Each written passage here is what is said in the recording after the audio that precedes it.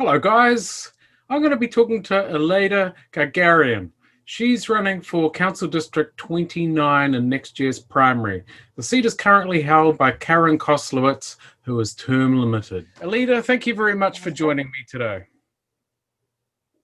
Thank you for having me. I'm really excited to be here. Great, great. So listen, for people that don't know you, can you just tell us a little bit about yourself, why you're running, in the Forest Hills Kew Gardens district, and, what you're running on?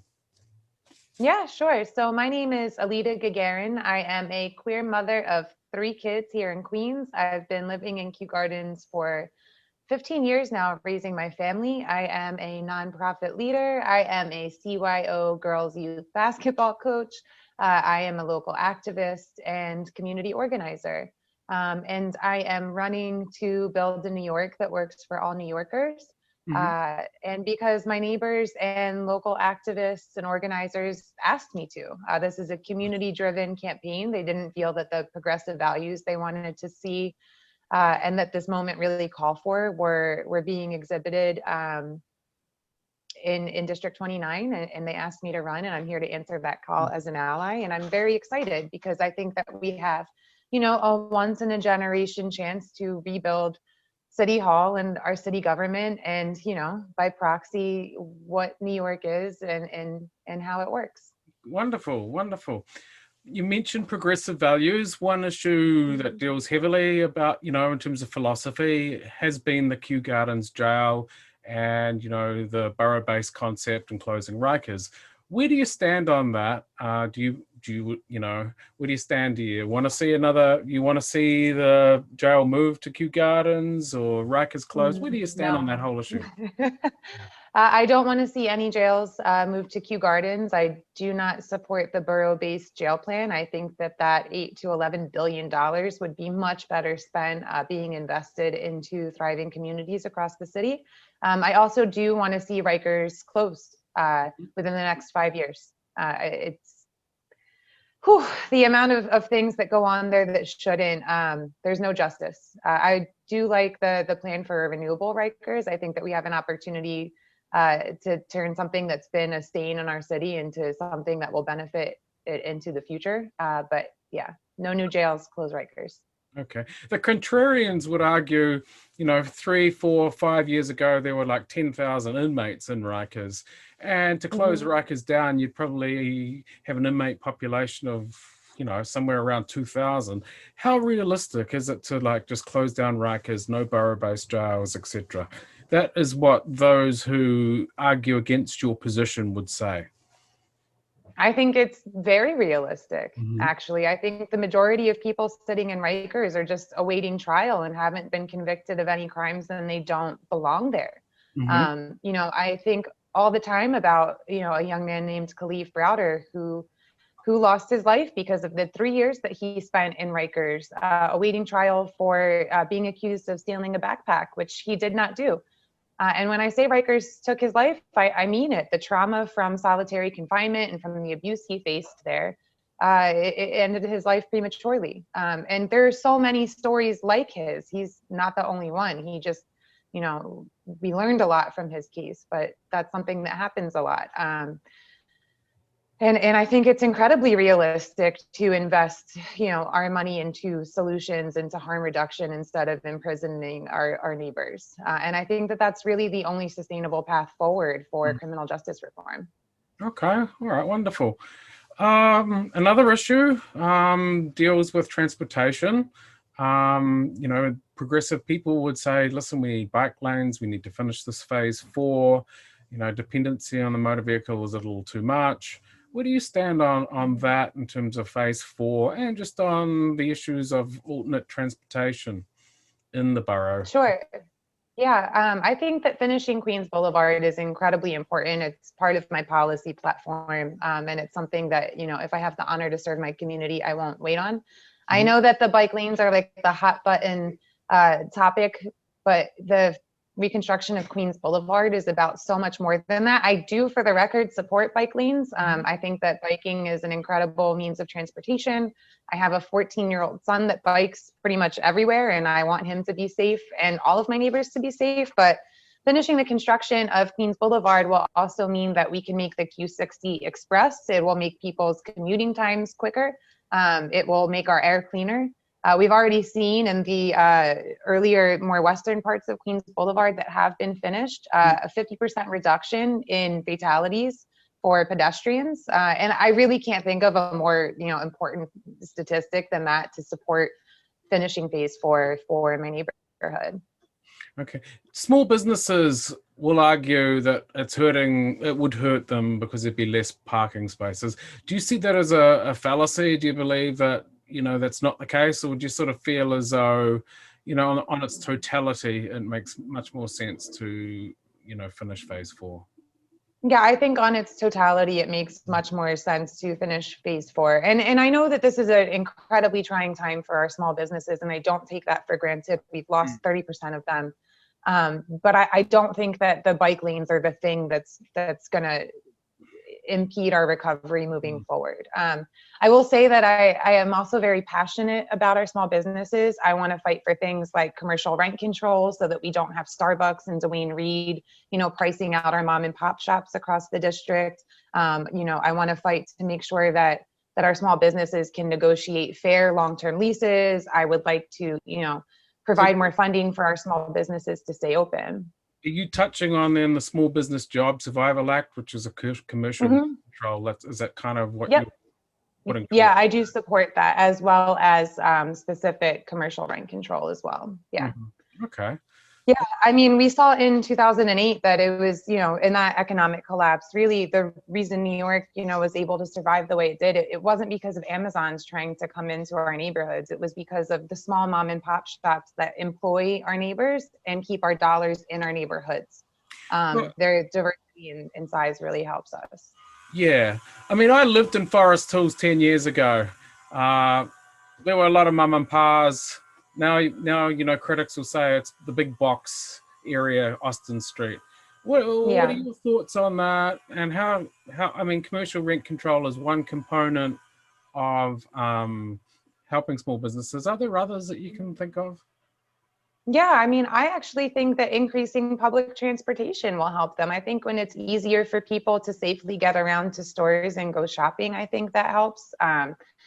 I think that further investment and grants into, entrepreneurs and small businesses that are left out of, the federal packages would greatly help. And that's something that I would fight for in the city council.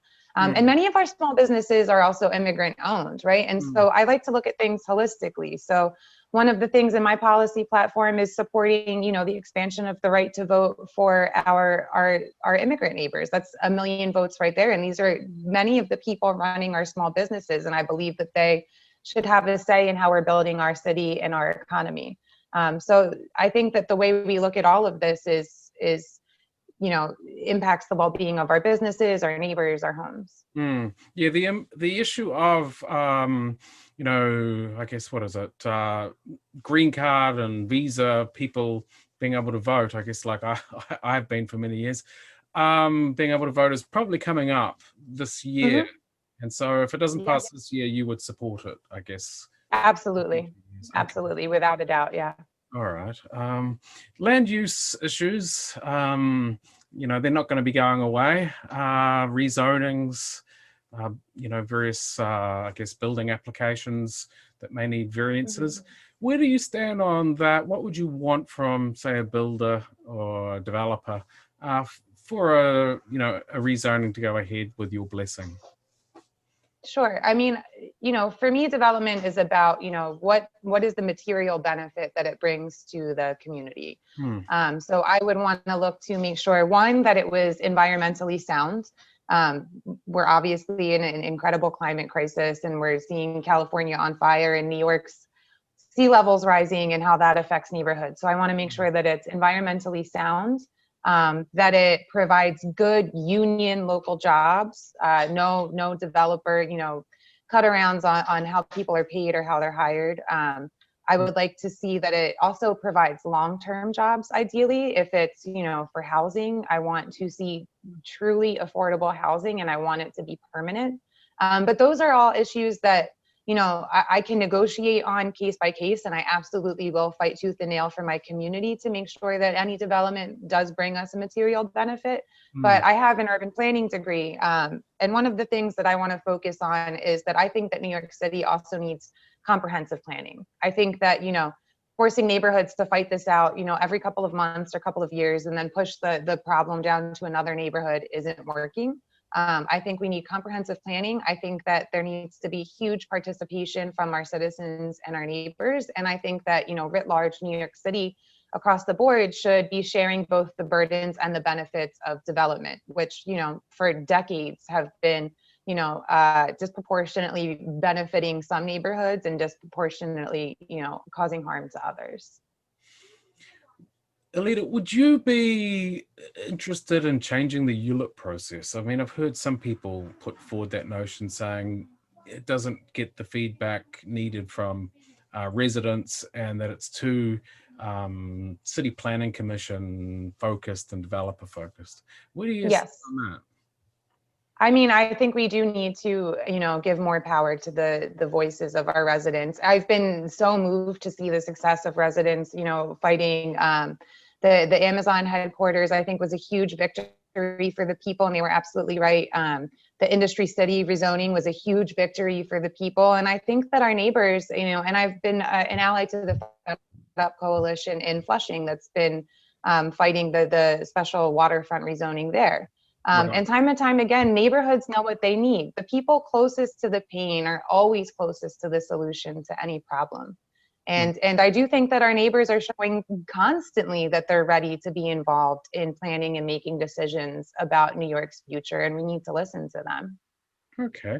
Now, Aleda, we touched on criminal justice here with the Rikers issue, but how do you do the NYPD right now? And I know it's a couple of months ago, but the budget issues to some are still, raw wounds, I guess.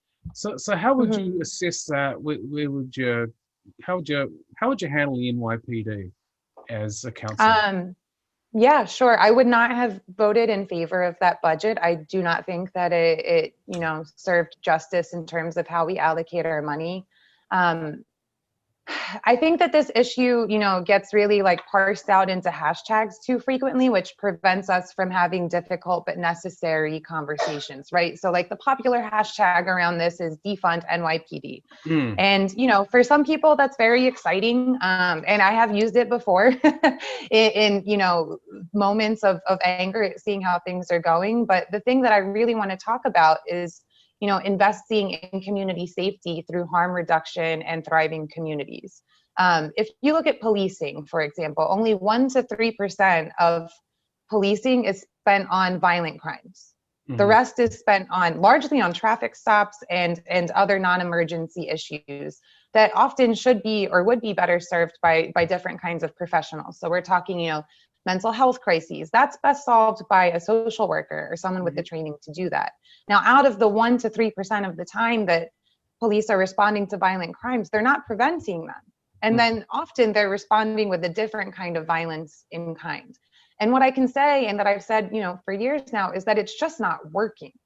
It's not working. We fully funded NYPD essentially in this last budget, and we're seeing a police slowdown in terms of work. We're seeing an increase in shootings. So the answer can't possibly be to keep throwing money at the problem, right?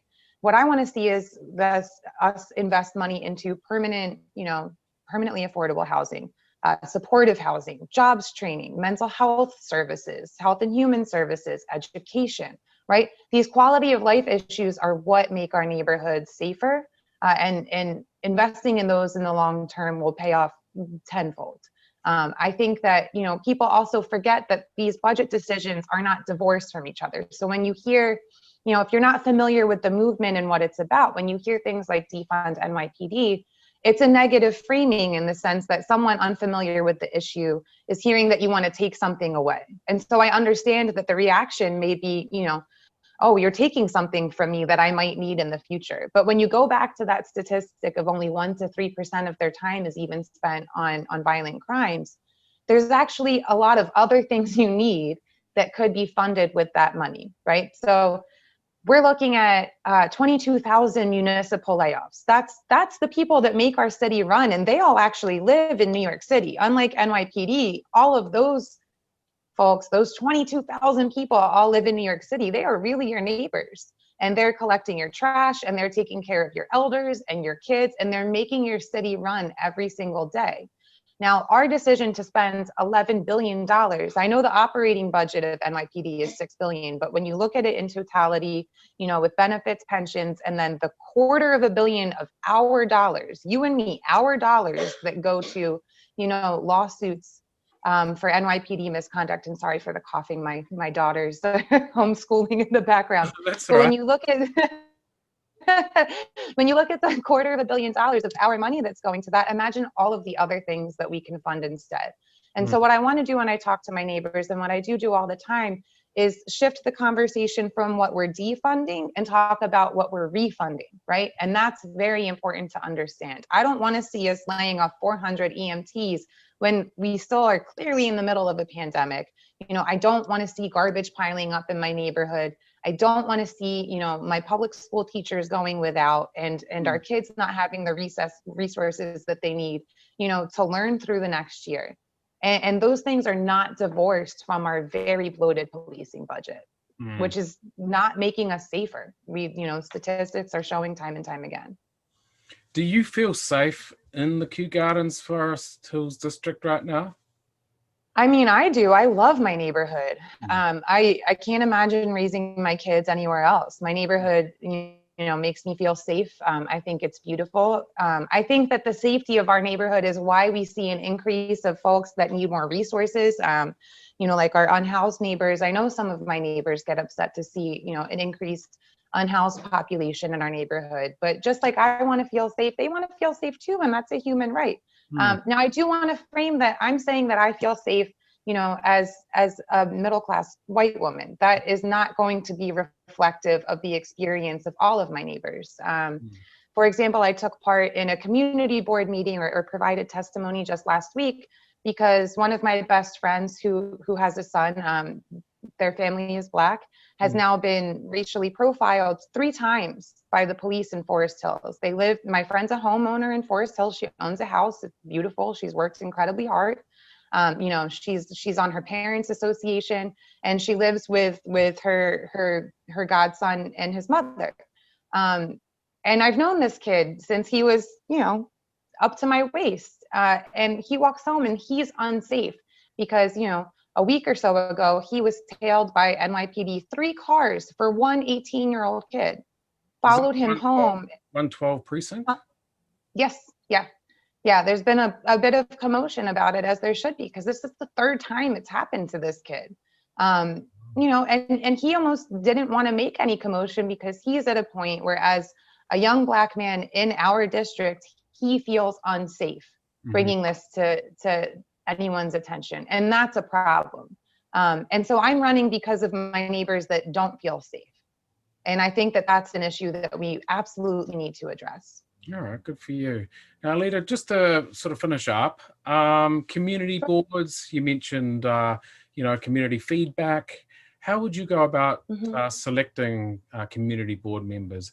And are you happy with the community board structure and system that we have in place now?